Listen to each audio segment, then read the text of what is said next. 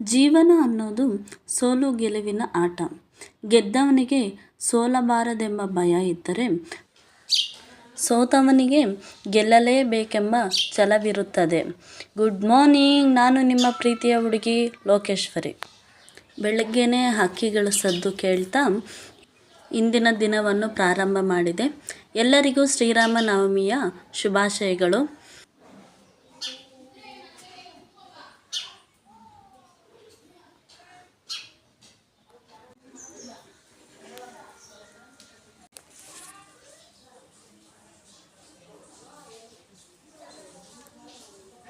ಗಿಡ lemon grass ಅಂತ.